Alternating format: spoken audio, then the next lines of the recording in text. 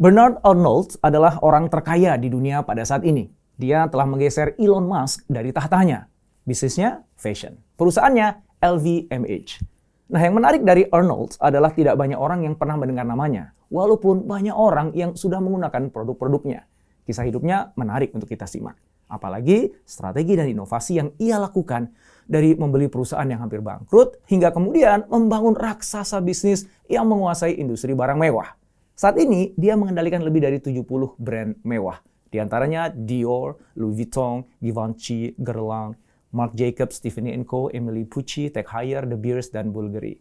Sekarang, LVMH telah menjadi perusahaan paling bernilai di Eropa. Kapitalisasi pasarnya mencapai 400 miliar US dollar. Saatnya kita belajar dari Arnault.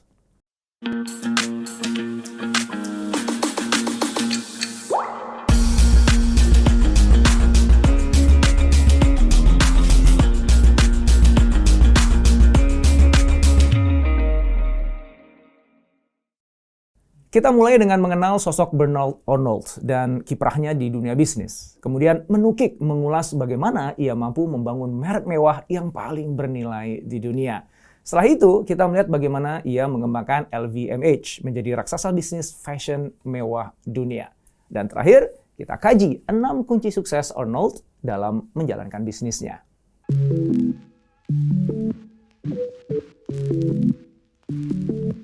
Bernard Arnault lahir di tahun 1945 di kota Roubaix, kota industri di Prancis Utara. Ayahnya pemilik perusahaan konstruksi dan properti terkemuka, Ferré Zavinel. Sedangkan ibunya seorang pengagum karya Christian Dior, perancang fashion ternama Prancis. Nah, kekaguman ibunya itu mendorong Arnault mengakuisisi Dior di kemudian hari. Di tahun 1971, Arnault lulus dari École Polytechnique dan langsung bergabung di perusahaan ayahnya sebagai Chief Construction Officer. Dia sukses menggarap sektor timeshare property yang lebih menguntungkan. Sukses itu mengantarkan Arnault menjadi CEO menggantikan ayahnya di tahun 1977. Sejak itulah perusahaan sang ayah berada di bawah kendalinya. Di tahun 1981, Arnault memboyong keluarganya ke Amerika Serikat. Keputusan itu terdorong tindakan Partai Sosialis Prancis yang saat itu menjadi penguasa yang menerapkan pajak ketat bagi para konglomerat Prancis. Tetapi kemudian di tahun 1984, pemerintah Prancis menawarkan subsidi bagi pengusaha yang berminat menyelamatkan Bussok Saint-Ferré. Perusahaan tekstil dan retail yang ternama Prancis itu pada saat itu terancam bangkrut bersama dengan anak-anak perusahaannya, termasuk The House of Dior. Nah, tentu saja Arnault berminat karena memang sudah bertahun-tahun dia mengincar The House of Dior. Lalu kemudian ia kucurkan 15 juta US dollar dari kekayaan keluarganya dan 65 juta US dollar dari perusahaan investasi yang dibentuknya.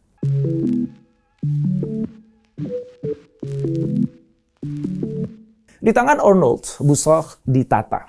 Lini bisnis seperti department store Bon Marché menjadi fokusnya. Sedangkan unit bisnis yang kurang potensial dia jual. Sekitar 9.000 karyawannya pun dipecat. Jadi ya wajar kalau kemudian Arnault menuai kritik dan dijuluki Terminator. Namun dia disanjung karena ternyata apa yang dia lakukan itu mampu meningkatkan nilai bisnis keluarganya hingga 20 kali lipat. Kenapa Arnault fokus pada industri fashion dan barang mewah? Ternyata ilhamnya diperoleh ketika ia bertanya ke seorang supir taksi di New York. Apa yang dia ketahui tentang Prancis? Sang sopir ternyata nggak kenal Presiden Prancis itu siapa, tapi dia tahu Dior. Disitulah Arnault kemudian memahami tentang kekuatan sebenarnya dari sebuah brand mewah. Dia juga paham segmen pasarnya orang-orang kaya. Tentu saja dia juga tahu keuntungan besar dari bisnis luxury goods. Dia mengatakan, barang mewah adalah satu-satunya area yang memungkinkan untuk mendapatkan margin yang mewah. Sebagai anak perusahaan Bussok, Dior memiliki divisi haute couture yang mendesain dan memproduksi fashion eksklusif dan mewah. Di bawah kepemimpinannya, brand Dior diperbaharui dan dibentuk perusahaan holding baru, Dior SA. Pimpinannya diserahkan kepada desainer asal Inggris John Galliano dan Gianfranco Freire, asal Italia sebagai desainer fashion. Freire menjadi desainer non-Prancis pertama yang dipekerjakan oleh Dior.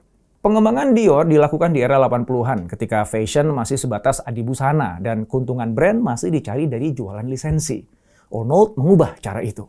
Dia mengembalikan kekuatan citra eksklusif dan tidak lagi menjadikan penjualan lisensi sebagai andalan. Untuk Dior, dia membatalkan kerjasama berbasis lisensi dengan pihak ketiga dan menghapus setengah dari total franchise. Langkah serupa juga dilakukan setelah mengakuisisi brand fashion terbaik seperti Christian Lacroix dan Celine. Arnold membatalkan kerjasama lisensi yang dianggap merusak eksklusivitas brand fashion barunya. Arnold konsisten dengan kualitas. Contohnya, sebuah gaun dirancang dan dijahit langsung di manekin yang dibuat khusus menyerupai bentuk dan lekuk tubuh kliennya. Digarap oleh 27 penjahit kawakan di bagian haute couture. Itulah alasannya kenapa selembar baju mewah yang dibuat di rumah mode begitu mahal harganya.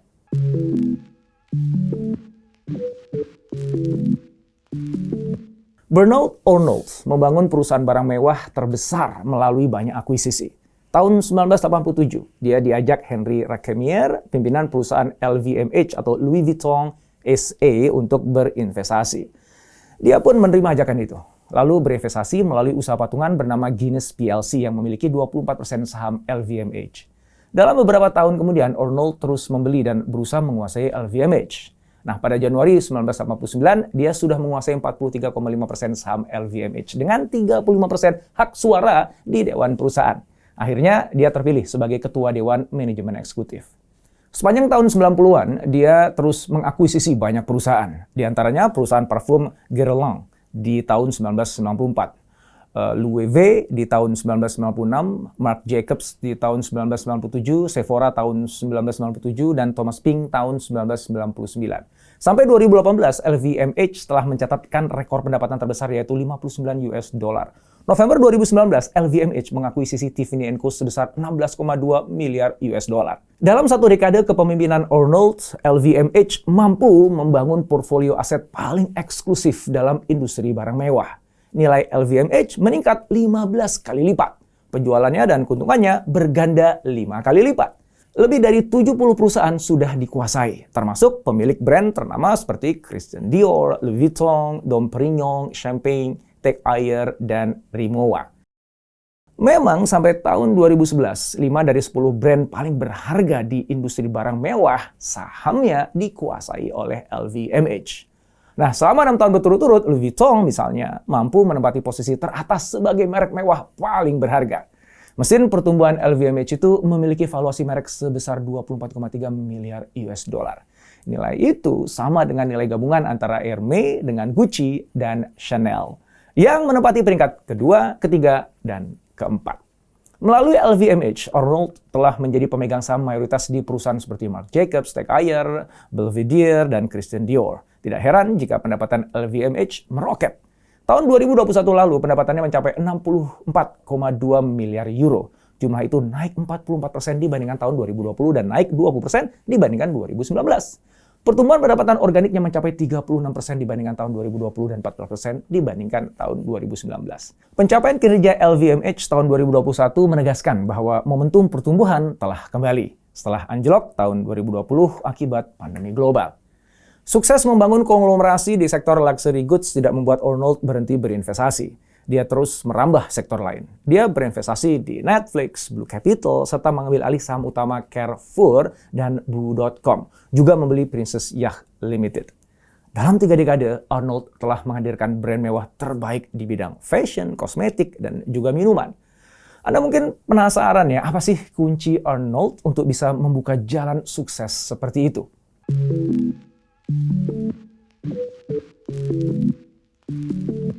Pertama, kombinasi kreativitas dan disiplin. Arnault dinilai mampu membuat kreativitas seimbang dengan pengelolaan finansial yang disiplin. Dalam wawancara dengan Harvard Business Review tahun 2001, Arnault menjelaskan, proses bisnisnya berbeda dari industri fashion tradisional.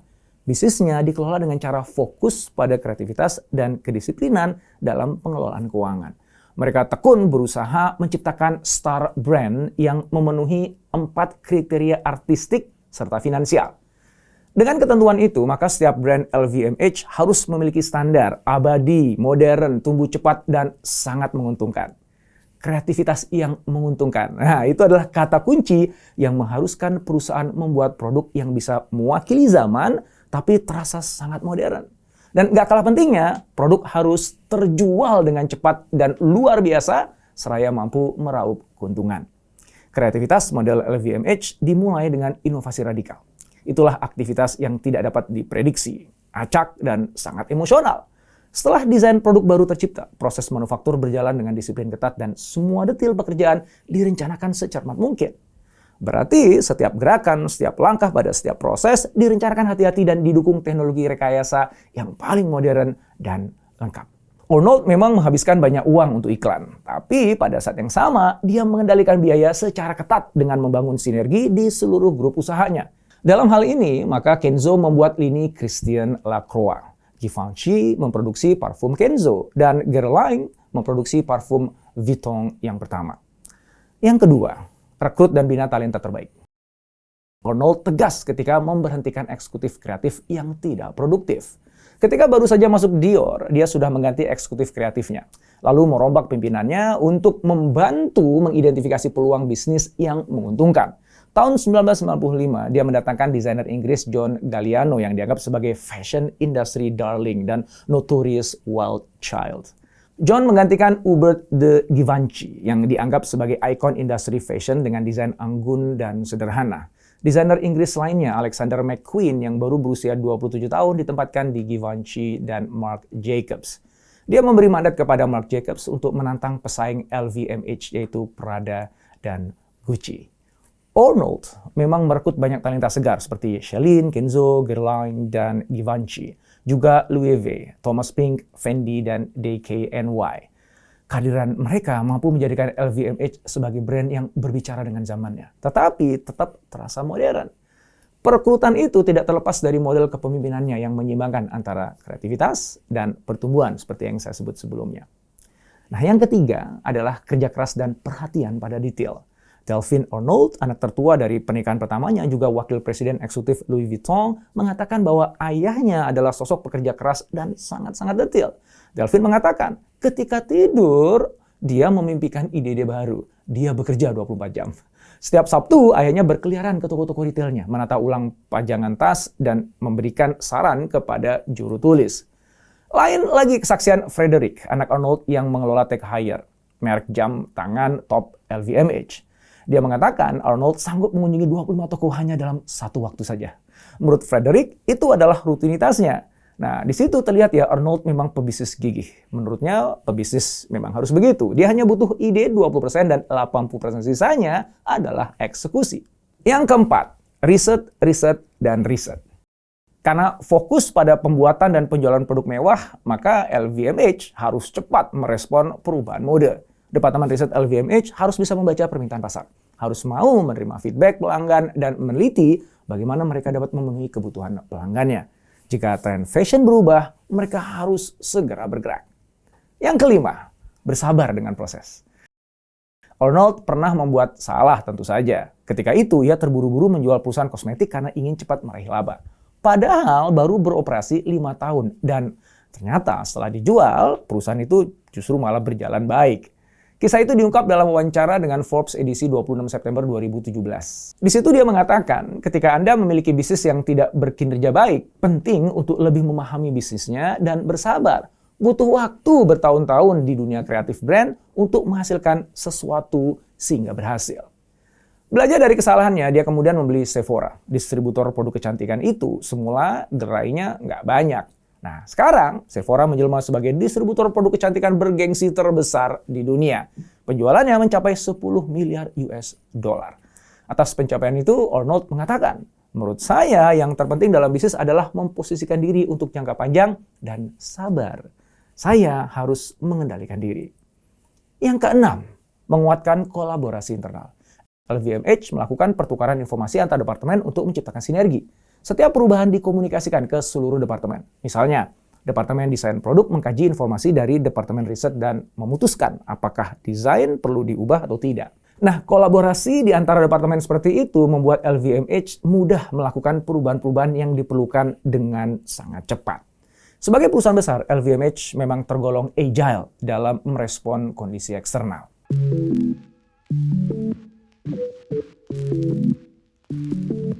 Kita tahu Elon Musk telah menjual sebagian saham Tesla untuk membeli Twitter. Jeff Bezos menyerahkan sebagian saham Amazon kepada mantan istrinya. Bill Gates menjual sebagian besar saham Microsoft. Nah, Arnold nggak seperti mereka. Dia tetap mempertahankan kontrol terhadap perusahaannya dengan cara membuat keluarganya menguasai 48% saham LVMH. Bernard Arnault mengandalkan anak-anaknya untuk melanjutkan estafet kepemimpinan LVMH. Dari 5 anak yang berasal dari 2 pernikahan, hanya anak bungsu saja yang masih kuliah. 4 lainnya sudah mendapatkan kedudukan di LVMH. Putri satu-satunya, Delphine, adalah direktur dan wakil CEO Louis Vuitton. Putra kedua, Antoine, yang menikahi supermodel Rusia Natalia Vodianova, adalah CEO Berluti dan bertugas menjaga citra LVMH. Putra ketiga, Alexander, kini menjabat eksekutif di Tiffany & Co. Sedangkan putra keempat, Frederick, adalah CEO Tag Heuer. Melihat itu semua, Philip Pelclamer, asisten profesor di Sekolah Bisnis HEC Paris, mengatakan begini, Bernard Arnault sedang membangun proses yang adil di antara anak-anaknya dengan menguji mereka. Lalu siapa nih kira-kira yang akan menggantikan Arnault ketika dia pensiun di kemudian hari? Nah, jawabannya akan menentukan bagaimana nasib LVMH sebagai luxury brand terbesar dunia di masa depan.